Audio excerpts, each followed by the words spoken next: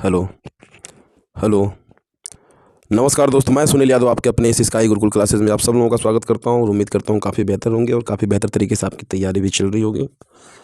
Class 10th के बच्चों की जो हिंदी की सीरीज चल रही है उसी के तहत आज की ये वीडियो है। जो आपका टॉपिक समास दिख रहा होगा आपको, वही टॉपिक है आज आपको देखने को मिलेगा। इसके पहले की जो सारी वीडियो है वो आपको प्ले लिस्ट में मिल जाएगी। अगर अभी तक आपने उसको नहीं देखा तो आप सीधे प्ले लिस्ट में जाइए, वहाँ आपको क्रम वाइज वो वीडियो मिल जाएगी, वहाँ से आप देख सकते हैं। अगर आपके पास किताब है तो भी ठीक है, नहीं है तो भी ठीक है। उसमें आपको जीवन परिचय, उनसे जुड़े जो ऑब्जेक्टिव प्रश्न हैं वो सारे प्रश्न उसमें आपको देखने को मिलेंगे। उसी तरीके से एक एक टॉपिक है, उन टॉपिकों को आपको टॉपिक से जुड़ा वीडियो मिल जाएगा और साथ ही उसमें आपको जो उससे जुड़े हुए ऑब्जेक्टिव प्रश्न हैं वो प्रश्न भी आपको देखने को मिल जाएंगे। साथ ही साथ ये भी कहना चाहूँगा कि अगर अभी तक आप इस चैनल पे नए हैं या देख रहे हैं, पहले से सब्सक्राइब नहीं किया है दोस्तों, सबसे पहले सब्सक्राइब का बटन दबाइए, बगल में उसके नोटिफिकेशन का आइकन आएगा, उस पर क्लिक करिए ऑल नोटिफिकेशन पे, ताकि जो भी वीडियो अपलोड करूँ आपको नोटिफिकेशन के माध्यम से मिलती रहे। और जितने भी आपके दोस्त मित्र हैं उनके पास इसको जम करके शेयर करिए। साथ ही साथ अगर कोई लड़का या कोई भी व्यक्ति तैयारी कर रहा है किसी चीज़ की और उसमें हिंदी का पोर्शन काफ़ी ज़्यादा आता हो तो उन लोगों के लिए भी ये वीडियो काफ़ी बेहतर होगी। तो चलिए देखते हैं, आज का टॉपिक वो है आपका समास। समास शब्द का अर्थ। समास क्या है? समास शब्द का अर्थ है संक्षिप्त करने की रचना विधि। जब दो या दो से अधिक शब्दों को मिलाकर एक शब्द बना लिया जाता है तब उस प्रक्रिया को कहते हैं समास। जब दो या दो से अधिक शब्दों को मिलाकर एक शब्द बना लिया जाता है तब उस प्रक्रिया को कहते हैं समास। जैसे में देखेंगे, अश्रु लाने वाली गैस को कहते हैं अश्रु गैस। घन के श्याम को कहा जाता है घनश्याम।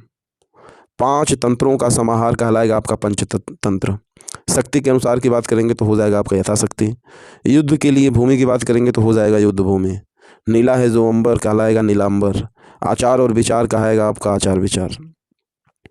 उपर्युक्त उदाहरणों में क वर्ग के एक से अधिक शब्दों के लिए ख वर्ग में एक एक शब्द बना लिया गया है। समास की परिभाषा इस प्रकार दी जा सकती है। समास वह शब्द रचना है जिसमें अर्थ की दृष्टि से परस्पर स्वतंत्र संबंध रखने वाले दो या दो से अधिक शब्द मिलकर किसी अन्य स्वतंत्र शब्द की रचना करते हैं। क्या कहलाते हैं? समास कहलाते हैं। समास वह शब्द रचना है जिसमें अर्थ की दृष्टि से परस्पर स्वतंत्र संबंध रखने वाले दो या दो से अधिक शब्द मिलकर किसी अन्य स्वतंत्र शब्द की रचना करते हैं। सरल भाषा में दो या दो से अधिक शब्दों के मेल से नए शब्द बनाने की प्रक्रिया को समास कहा जाता है। समास के भेद कितने होते हैं? तो समास के मुख्यतः 4 भेद होते हैं। कौन कौन से? तो एक है आपका अव्ययी भाव, दूसरा है तत्पुरुष, तीसरा है बहुब्रीहि और चौथा है द्वंद्व। समास कितने प्रकार का होता है? तो 4 प्रकार का। कौन कौन सा? तो अव्ययी भाव, तत्पुरुष, बहुब्रीहि और द्वंद्व। अव्ययी भाव, तत्पुरुष, बहुब्रीहि और द्वंद्व। अव्ययी भाव, तत्पुरुष, बहुब्रीहि और द्वंद्व। तो सबसे पहला है अव्ययी भाव। अव्ययी भाव को देखते हैं।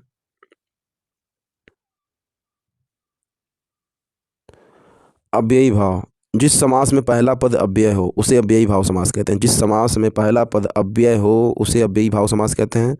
अव्ययी भाव समास में पहला पद यानी पूर्व पद प्रधान होता है तथा समास प्रक्रिया से बना समस्त पद भी अव्यय की भांति काम करता है। तो अव्ययी भाव में जो पहला पद होता है वो आपका प्रधान होता है तथा समास प्रक्रिया से बना समस्त पद भी अव्यय की भांति ही काम करता है।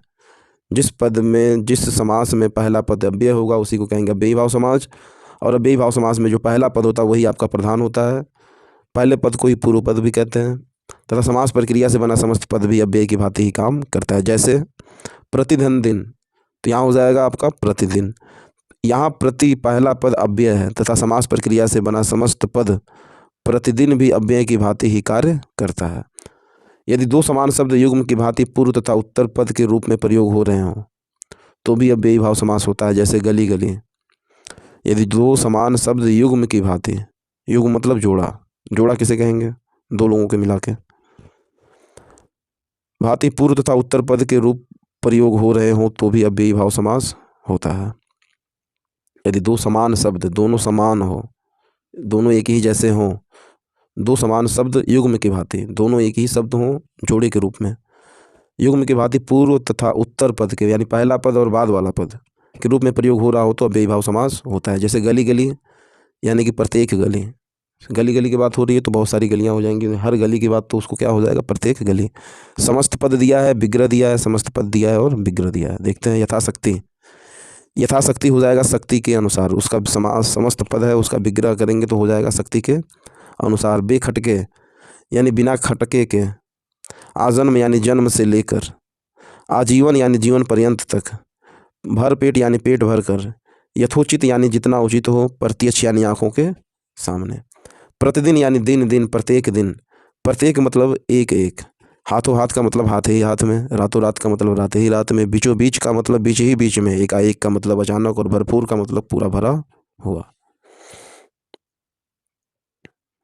निडर का मतलब हो जाएगा डर रहित, यथा विधि का मतलब हो जाएगा विधि के अनुसार। ये था इसका समास विग्रह।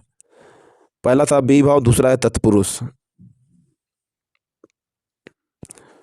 तत्पुरुष के भी दो उपभेद होते हैं, एक होता है द्विगु, एक होता है कर्मधारय। तत्पुरुष समास के भी दो उपभेद होते हैं, एक होता है द्विगु समास, एक होता है कर्मधारय समास। तो द्विगु समास मूलतः तत्पुरुष समास का ही भेद है। द्विगु समास मूलतः तत्पुरुष समास का ही भेद है। समानाधिकरण तत्पुरुष समास को कर्मधारय समास कहा जाता है। समानाधिकरण तत्पुरुष समास को कर्मधारय समास कहा जाता है। और कर्मधारय समास का भेद द्विगु भेद है। कर्मधारय भेदो द्विगुआ। वस्तुतः एक अन्य स्थल पर द्विगुष्ट सूत्र द्वारा स्पष्ट कहा गया है कि द्विगु समास भी तत्पुरुष समास है। इस प्रकार यह कहा जा सकता है कि द्विगु समास में भी तत्पुरुष समास की मूल विशेषता उत्तर पद की प्रधानता रहती है, चूंकि द्विगु समास कर्मधारय का उपभेद है, अतः इसमें भी विशेषण विशेष्य भाव रहता है। जब कर्मधारय समास का प्रथम शब्द संख्यावाची होता है और दूसरा शब्द संज्ञावाची, तब वह द्विगु समास कहलाता है। संख्या पूर्व द्विगु, संख्या पूर्व द्विगु। यह समास प्रायः समाहार यानी समूह अर्थ में होता है।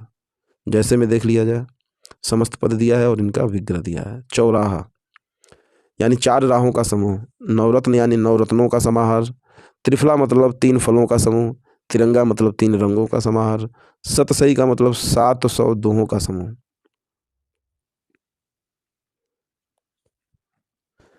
सप्त धान्य का मतलब 7 धान्यों का समूह। चारपाई चौपाया का मतलब 4 पाँवों का समूह। सप्त सिंधु का मतलब 7 समुद्रों का समूह। अष्टग्रह का मतलब 8 ग्रहों का समाहार, ये इसका विग्रह हो जाएगा। त्रिवेणी समस्त पद है, इसका विग्रह हो जाएगा 3 वेणियों का समाहार। चतुर्भुज है, 4 भुजाओं का समूह। दोपहर है, 2 पहरों का समाहार। पंचतंत्र है, 5 तंत्रों का समाहार। अष्टाध्यायी है, 8 अध्यायों का समाहार। पंचपल्लव है, 5 पल्लवों का समूह। पंचवटी है आपका 5 वटों यानी वृक्षों का समूह। त्रिकोण है, 3 कोणों का समूह। और पंचपात्र है आपका 5 पात्रों का समूह। 2 राह है, 2 राहों का समाहार।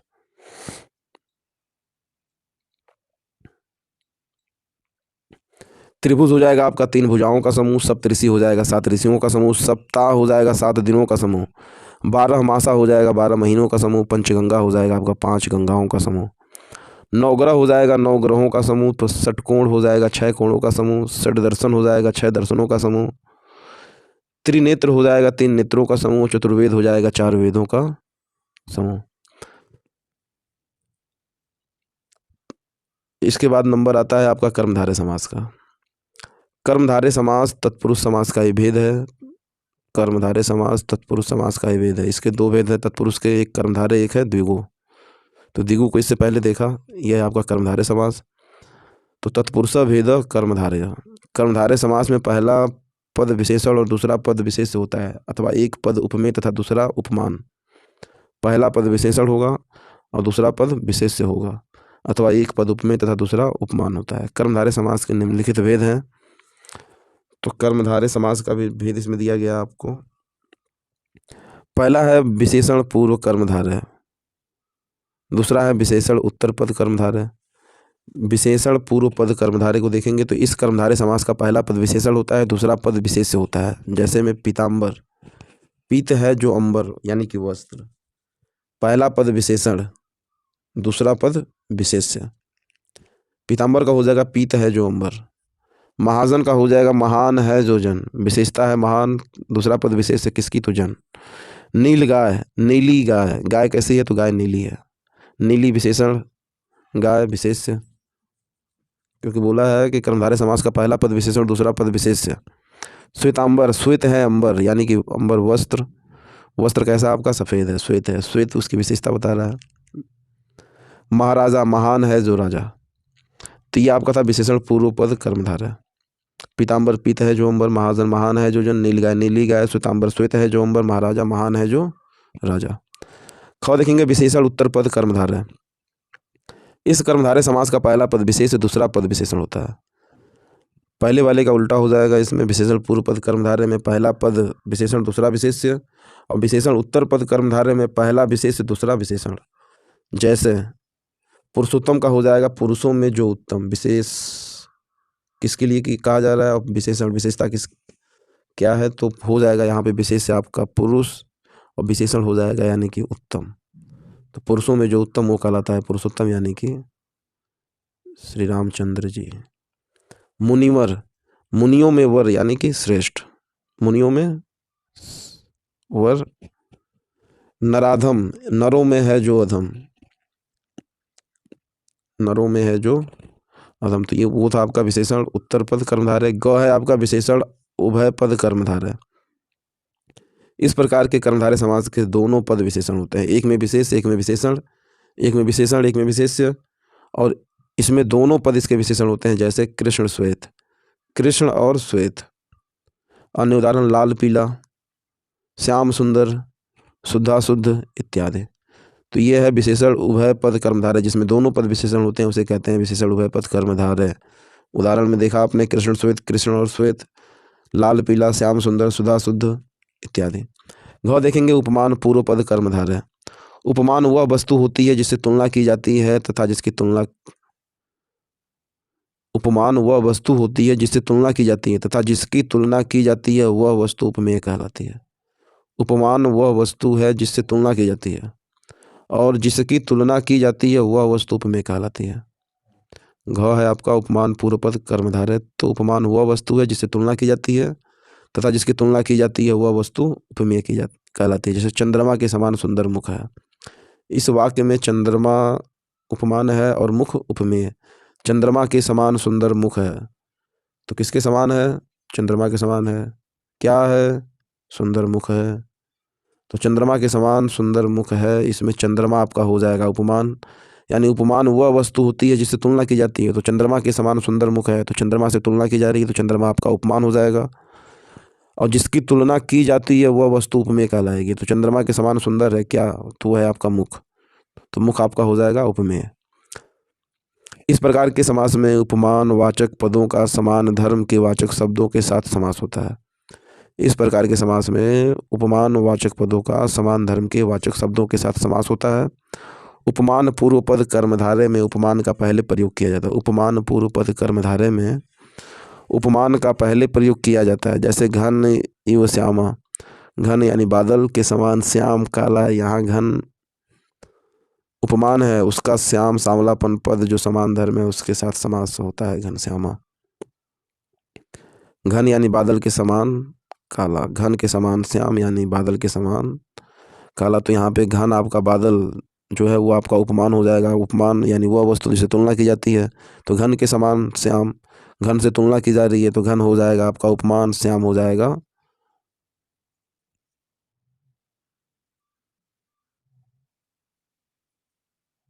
उपमेय।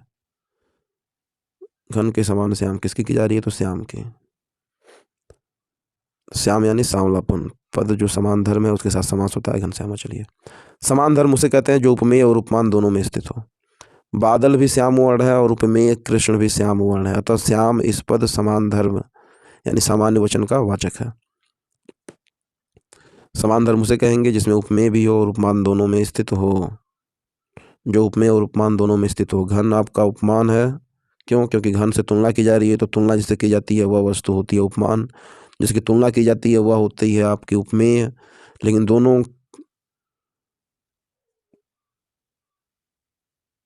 का समान धर्म है, जो समान धर्म है उसे क्या, घन का मतलब बादल, उसका रंग काला, और श्याम का मतलब काला। यहाँ घन बादल उपमा और श्याम सांवलापन, तो दोनों काले हैं समान धर्म के साथ, तो इसलिए यहाँ पे बोला है समान धर्म उसे कहते हैं जो उपमेय और उपमान दोनों में स्थित हो। बादल भी श्याम वर्ण है और उपमेय कृष्ण भी श्याम वर्ण के हैं, अतः श्याम यह पद समान धर्म का वाचक है। अगला है आपका कि उपमान उत्तर पद कर्मधारय है। उपमान उत्तर पद कर्मधारय है। इस कर्मधारय समास में उपमेय और उपमान दोनों का प्रयोग होता है तथा उपमान पहले न प्रयुक्त होकर बाद में आता है।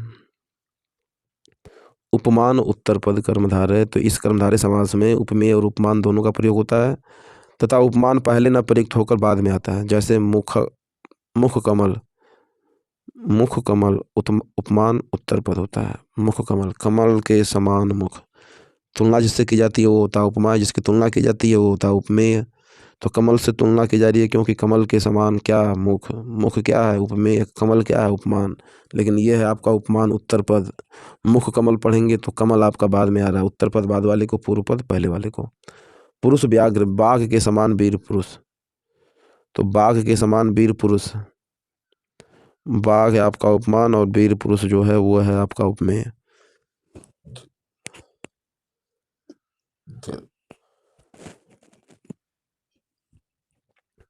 कर्मधारय समास के अन्य उदाहरण भी देखेंगे तो समस्त पद है, विग्रह दिया हुआ है इसका। कृष्ण सर्प, यानी कृष्ण काला है जो सर्प, कृष्ण है जो सर्प। नील गगन देखेंगे, नीला है जो गगन। अथपका देखेंगे, आधा है जो पका। प्रधानाध्यापक देखेंगे तो प्रधान है जो अध्यापक। परमानंद देखेंगे तो परम है जो आनंद। श्वेत कमल देखेंगे तो श्वेत है जो कमल, और नील पुष्प देखेंगे तो नीला है जो पुष्प। महावीर की बात करेंगे तो महान है जो वीर, नीलकमल नीला है जो कमल। महात्मा महान है जो आत्मा, महादेव महान है जो देव। कुबुद्धि की बात करेंगे तो कु है जो बुद्धि, यानी बुरी है जो बुद्धि। श्वेत वस्त्र, श्वेत है जो वस्त्र। अगला देखेंगे यहाँ पे तो सतपुरुष, सत है जो पुरुष। शुभ कर्म, यानी शुभ है जो कर्म। नीलमणि, नीली है जो मणि। स्वर्ण कलश, स्वर्ण का है जो कलश। कमल नयन, यानी कमल के समान नयन। मुखचंद्र की बात करेंगे तो मुख रूपी चंद्र है आपका। कर कमल की बात करेंगे तो कमल के समान कर, यानी हाथ। विद्याधन की बात करेंगे तो विद्या रूपी धन। कनक लता की बात करेंगे तो कनक के समान लता। क्रोधाग्नि की बात करेंगे तो क्रोध रूपी अग्नि। मृग लोचन की बात करेंगे तो मृग के समान लोचन। वचनामृत की बात करेंगे तो वचन रूपी अमृत। चरण कमल की बात करेंगे तो कमल के समान चरण, और चंद्रवदन की बात करेंगे तो चंद्रमा के समान वदन। तो ये आपका कुछ पद था, उसका समास विग्रह देखा आपने। तीसरा जो है आपका वो है आपका बहुवीरी समास। बहुवीरी को देखेंगे एक नज़र। बहुवीरी समास, बहुवीरी समास, जब समस्त पद में आए दोनों पद मिलकर किसी तीसरे पद की ओर संकेत करते हो वहाँ बहुवीरी समास होता है। जैसे नीलकंठ, अर्थात नीले कंठ वाला है जो शिव। यहाँ नील और कंठ दोनों ही पद गौण है तथा ये दोनों मिलकर तीसरे पद शिव की ओर संकेत कर रहे हैं, तो बहुवीरी समास में दोनों पद ही गौण होते हैं जी। एक बार और देखते हैं कि जब समस्त पद में आए दोनों पद मिलकर किसी तीसरे पद की ओर संकेत करते हैं तो वहाँ आपका होता है बहुवीरी समास। जैसे में देखेंगे तो नीलकंठ अर्थात नीले कंठ वाला है जो शिव कहलाएगा। यहाँ नील और कंठ दोनों ही पद गौण हैं तथा ये दोनों मिलकर तीसरे पद यानी शिव की ओर संकेत कर रहे हैं, तो बहुवीरी पद समास में दोनों पद ही गौण होते हैं। अन्य पदार्थ प्रधानों बहुब्रीया, जैसे पीताम्बर। इस समस्त पद का विग्रह है पीत है अंबर जिसका, यानी पीताम्बर। पीत है अंबर जिसका, अंबर यानी वस्त्र, पीत है वस्त्र जिसका। यहाँ पर समास में आए हुए दोनों पदों पीत और अंबर के अर्थ अप्रधान यानी गौण हो जाते हैं, और ये दोनों भगवान कृष्ण के अर्थ को अभिव्यक्त करते हैं।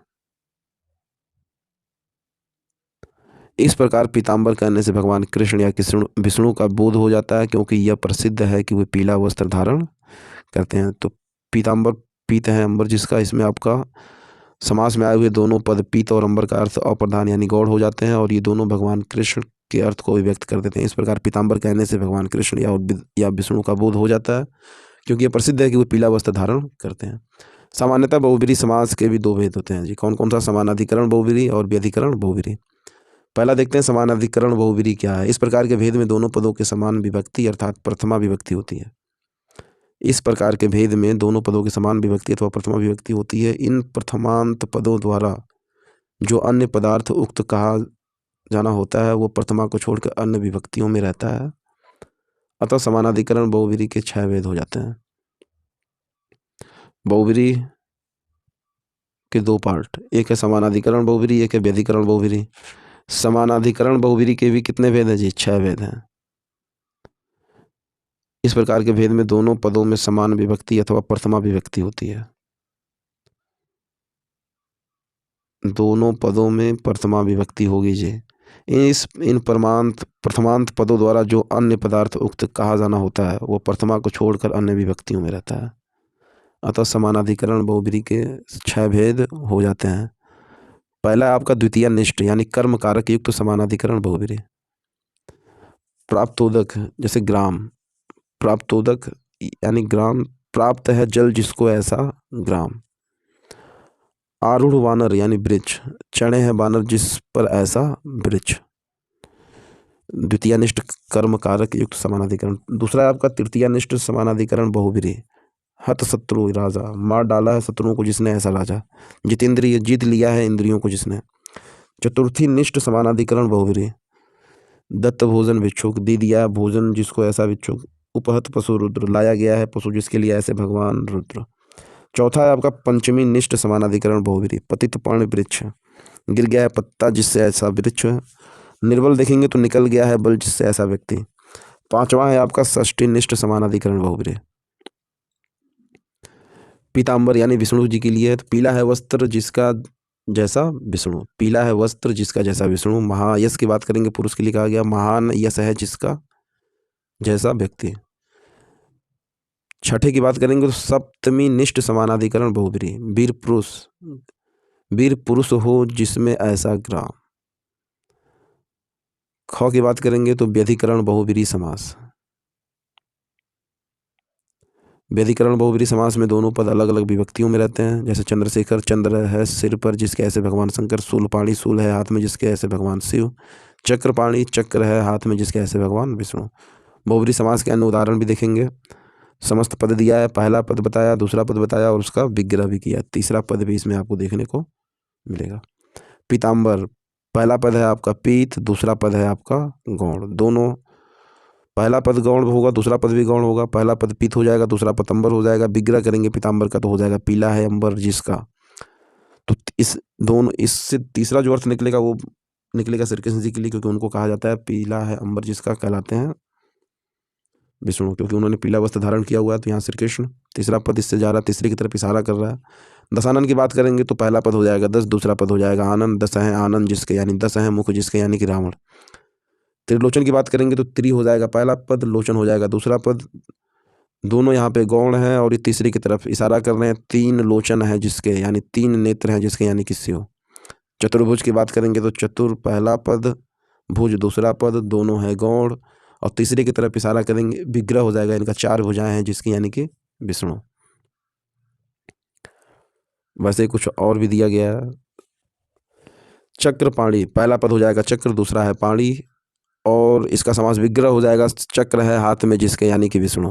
चतुर्मुख, चतुर पहला पद, मुख है दूसरा पद, विग्रह होगा इसका 4 मुख हैं जिसके यानी कि ब्रह्मा। षडानंद देखेंगे यहाँ पे तो पहला पद सट, दूसरा पद आनंद, समास विग्रह हो जाएगा। सट आनंद है जिसके यानी 6 आनंद है जिसके यानी कार्तिकेय। एक दंत की बात करेंगे तो एक यहाँ पे पहला पद, दंत यहाँ पे दूसरा पद, दोनों है गौड़, इशारा कर रहा है तीसरी की तरफ। एक दांत है जिसके हो जाएगा गणेश। लंबोदर की बात करेंगे तो पहला पद है लंबा, दूसरा पद है उदर, यानी दोनों को मिला के तीसरे की तरफ इशारा होगा। लंबा है उदर जिसका कहलाएगा गणेश।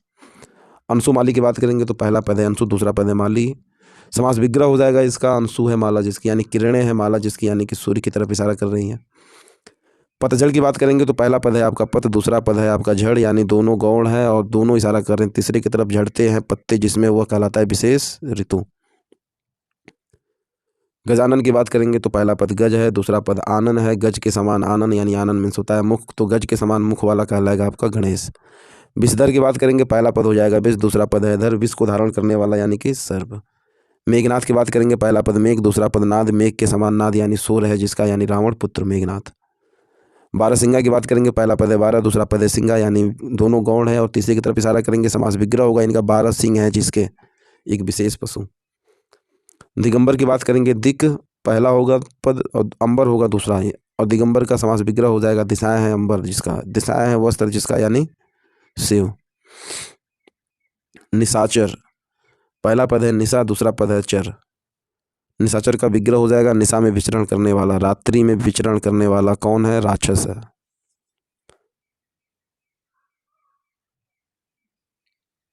मुरलीधर की बात करेंगे तो पहला पद मुरली, दूसरा पद धर, समास विग्रह होगा मुरली को धारण करने वाला यानी कि कृष्ण। वीणा पाणी पहला पद वीणा, दूसरा पद पाड़ी, समास विग्रह होगा वीणा है हाथ में जिसके, यानी कि सरस्वती जी। कुसुमायुध यानी पहला पद कुसुम, दूसरा पद है आयुध, समास विग्रह होगा कुसुम है आयुध जिसका, यानी कि कामदेव। कुसुम है आयुध जिसका, यानी कि कामदेव। चंद्रशेखर, चंद्र पहला पद, शेखर दूसरा पद, समास विग्रह होगा इसका चंद्र है शिखर पर जिसके, यानी कि शिव जी। चतुरानन, पहला पद चतुर, दूसरा पद आनंद, चार हैं मुख जिनके, यानी कि ब्रह्मा। चक्रधर, चक्र पहला पद धर, दूसरा पद चक्र को धारण करता है जो वो है विष्णु। चंद्रधर, चंद्र पहला पद धर, दूसरा पद चंद्रमा को धारण करता है जो वह है शंकर जी। पवन पुत्र, पहला पद पवन, दूसरा पद पुत्र, पवन के पुत्र हैं जो, यानी कि हनुमान जी। त्रिनेत्र, पहला पद त्रि, दूसरा पद नेत्र, तीन है नेत्र जिसके, यानी कि शंकर जी। गंगाधर, पहला पद गंगा, दूसरा पद धर, यानी गंगा को धारण किया है जिसने, कहलाते हैं शंकर जी। पंचानन यानी पहला पद पंच, दूसरा पद आनंद, समास विग्रह हो जाएगा इसका, पांच है मुख जिसके, यानी कि हनुमान जी। चौथा है आपका द्वंद्व समास। समास के चार भेद, उन्हीं में से ये चौथा है, आखिरी इसको देखेंगे। जिस समस्त पद में दोनों पद पूर्व तथा उत्तर समान हो वहाँ द्वंद्व होता है। जिस समस्त पद में दोनों पद समान हो वहाँ द्वंद्व होता है। जिस समस्त पद में दोनों पद समान हो वहाँ द्वंद्व होता है। दोनों पद यानी पूर्व तथा उत्तर। इसमें दोनों पदों को जोड़ने वाले समुच्चय बोधक अव्यय का लोप हो जाता है, जैसे खट्टा मीठा, खट्टा और मीठा। चार थे द्वंद्व। परिभाषा के अनुसार इस समास में आए हुए पद और चौ पद से जुड़े होते हैं।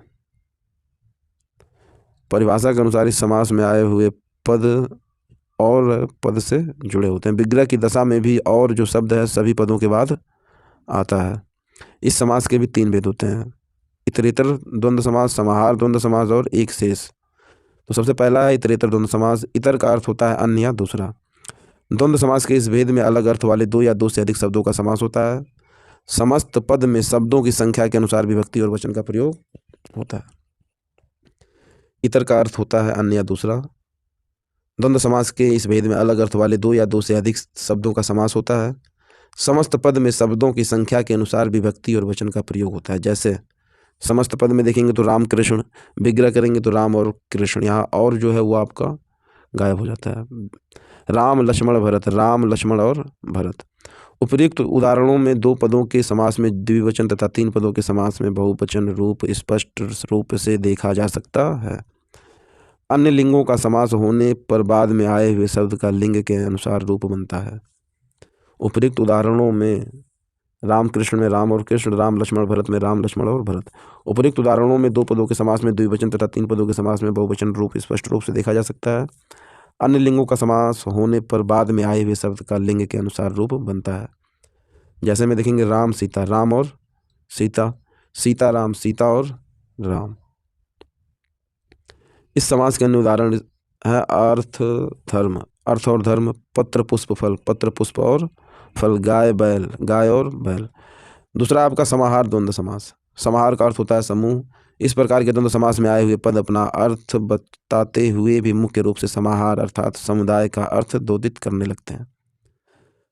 समाहार द्वंद्व समास का अर्थ होता है समूह, समाहार का अर्थ होता है समूह। इस प्रकार के द्वंद्व समास में आए हुए पद अपना अर्थ बताते हुए भी मुख्य रूप से समाहार अर्थात समुदाय का अर्थ द्योतित करने लगते हैं। जैसे में देखेंगे पाणिपाद, हाथ और पैर का समूह, हस्तपाद, हाथ और पैर का समूह, पाणिपाद हाथ और पैर का समूह, हस्तपाद हाथ और पैर का समूह। शब्द दोनों अलग हैं लेकिन इनका विग्रह जो हो रहा है वो भी यहाँ पे एक ही है। तो समाहार में बोला आपका कि समाहार का अर्थ होता है समूह। इस प्रकार के द्वंद्व समास में आए हुए पद अपना अर्थ बताते हुए भी मुख्य रूप से समाहार अर्थात समुदाय का अर्थ द्योतित करने लगते हैं। तो पाणिपाद हाथ और पैर का समूह और हस्तपाद यानी हाथ और पैर का समूह। ग है आपका एक शेष द्वंद्व समास। इस प्रकार के द्वंद्व समास में आए हुए पदों में से केवल एक ही शेष रहता है। इस प्रकार के द्वंद्व समास में आए हुए पदों में से केवल एक ही शेष रहता है, इसलिए इसको एक शेष द्वंद्व समास कहते हैं। किंतु वचन प्रयोग के द्वारा दूसरे पद का बोध कराया जाता है। जैसे किंतु वचन प्रयोग के द्वारा दूसरे पद का बोध कराया जाता है। जैसे में माता च पिता च यानी कि पितरों, माता च पिता च यानी कि पितरों। एक शेष द्वंद्व समास। इस प्रकार के द्वंद्व समास में आए हुए पदों में से केवल एक ही शेष रहता है, इसीलिए इसको एक शेष द्वंद्व समास कहते हैं। किंतु वचन प्रयोग के द्वारा दूसरे पद का बोध कराया जाता है, जैसे माता च पिता च यानी कि पितरो। द्वंद्व समास के अन्य उदाहरण देखेंगे यहाँ पे, तो समस्त पद और इनका विग्रह दिया हुआ है।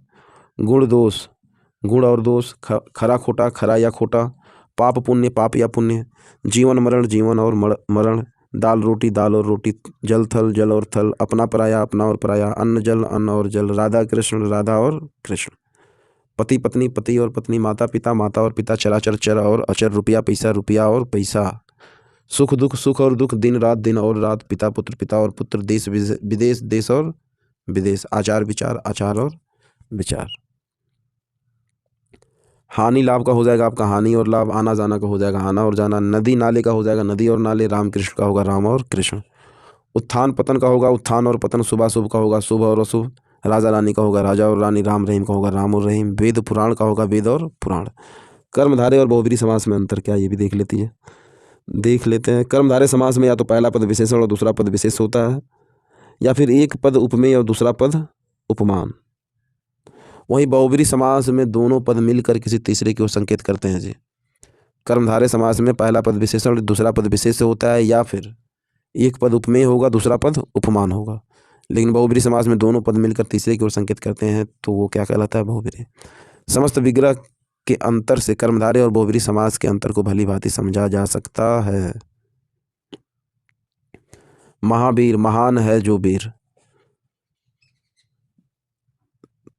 महान है जो वीर, उसमें कर्मधारय भी है, और महान है जो वीर यानी कि हनुमान, तो यहाँ पे आपका हो जाएगा बहुब्रीहि, क्योंकि यहाँ किसी तीसरे की तरफ इशारा कर रहा है, हनुमान जी की तरफ, और उसमें वो चीज़ नहीं लिखा है, तो वहाँ पे आपका है कर्मधारय। पहला पद विशेषण दूसरा पद विशेष है।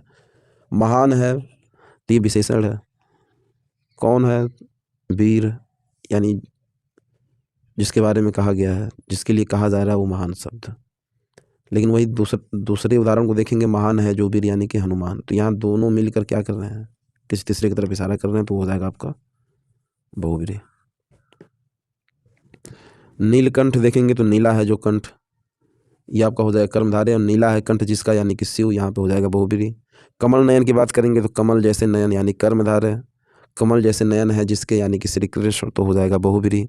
महात्मा की बात करेंगे तो महान आत्मा यानी कर्मधारय, और देखेंगे महान है जिसकी आत्मा यानी कोई महापुरुष, तो हो जाएगा बहुब्रीहि।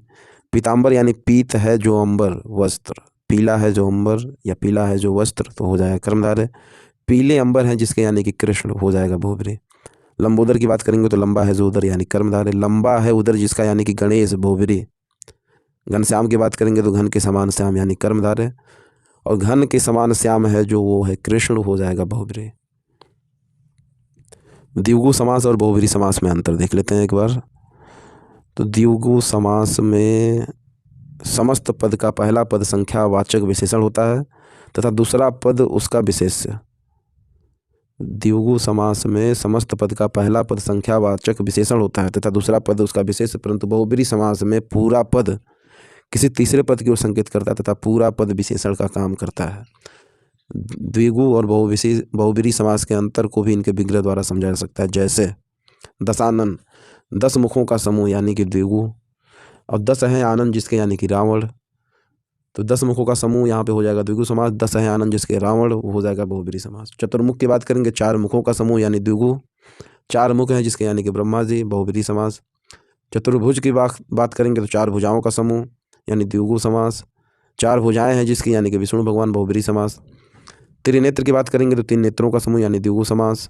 3 नेत्र हैं जिसके यानी कि शिव जी, बहुब्रीहि समास। अनादि की बात करेंगे तो न आदि यानी कर्मधारय समास। नहीं आदि है जिसका ईश्वर, बहुब्रीहि समास। नहीं आदि है जिसका यानी कि ईश्वर, जिसका कोई आदि अंत ना हो, अनादि। अमर यानी कि नौ मर, 9 मर में हो जाएगा कर्मधारय। जो कभी न मरे यानी कि देवता, बहुब्रीहि समास। 12 सिंगा की बात करेंगे तो 12 सिंगों का समूह यानी द्विगु, 12 सिंगों वाला तो एक जानवर, हो जाएगा बहुब्रीहि। चौमासे की बात करेंगे तो 4 मासों का समूह, 4 महीनों का समूह, तो हो जाएगा द्विगु। 4 मासों का है जो यानी वर्षा ऋतु, बहुब्रीहि हो जाएगा यहाँ पे आपका। द्विगु और कर्मधारय समास में अंतर क्या है उसको देख लेते हैं। कर्मधारय समास में समस्त पद का एक समस्त पद का एक पद विशेषण होता है तथा समस्त पद में विशेषण और विशेष्य का योग रहता है, जबकि द्विगु समास में पहला पद संख्यावाचक विशेषण होता है। कर्मधारय में एक पद विशेषण होता है तथा समस्त पद में विशेषण और विशेष्य का योग रहता है, जबकि द्विगु में पहला पद संख्यावाचक विशेषण होता है। जैसे नवग्रह, नौ है जो ग्रह, तो हो जाएगा कर्मधारय। 9 ग्रहों का समूह हो जाएगा द्विगु समास। पंचवटी, 5 है जो वट, कर्मधारय समास। 5 वटों का समूह द्विगु समास। त्रिभुवन, 3 है जो भुवन, कर्मधारय समास। 3 भुवनों का समूह यानी द्विगु समास। तो इस तरीके से टोटल जो टॉपिक था आपका समास का वो कंप्लीट हुआ। इससे जुड़े हुए जो प्रश्न हैं वो देखेंगे अगली वीडियो में। पहले आप इसको एक आध दो बार देखिएगा। अगर आपके पास अपना खुद का नोट्स है तो बार बार कहते हैं कि आपका अपना नोट्स ही आपके लिए सर्वोत्तम है, क्योंकि उसको आपने अपने हाथों से बनाया है, लिखा है, सुना है, सुन करके ही बनाया होगा, ऐसे तो बनाया नहीं है हवा हवा में। तो सबसे बेहतर आपका अपना खुद का नोट्स है, सबसे पहले उसको पढ़िए, बाकी उसके बाद इसको आप रिवीजन के तौर पे देख सकते हैं। किताब है तब तो ठीक है, नहीं है तो उसके लिए बेहतर होगा, उसके लिए वीडियो काफ़ी बेहतर होगी जी। आपके सभी चैप्टर क्रम वाइज प्ले लिस्ट में आपको मिल जाएंगे। नहीं देखा है तो वहाँ पे आप जाइए, वहाँ पे आप उसको देखिए। बाद में जो बचे हुए और टॉपिक है वो भी आपको एक एक करके मिलते रहेंगे, तो इसके लिए आप बेफिक्र रहिए। जाते जाते एक चीज़ और कहेंगे कि अगर अभी तक आपने इसको सब्सक्राइब नहीं किया तो सबसे पहले सब्सक्राइब करिए, बगल में नोटिफिकेशन का आइकन आएगा, उस पर क्लिक करके ऑल नोटिफिकेशन को ऑन करिए, ताकि जो भी वीडियो अपलोड हो आपको नोटिफिकेशन के माध्यम से मिलती रहेगी। और अपनी तैयारी जमकर करिए, क्योंकि दोस्त पेपर बहुत नज़दीक आ चुका है, समय बहुत कम बचा हुआ है। तो सारी मौज मस्ती को साइड करिए, परीक्षा के समय तक में जितना टाइम हो सकता है उतना आप किताबों के साथ बिताइए। तो चलिए दोस्त, बने रहिए तब तक आप इस स्काई गुरुकुल क्लासेज में। मैं फिर मिलता हूँ आपसे अगले टॉपिक के साथ, कुछ नए प्रश्नों के साथ। तब तक के लिए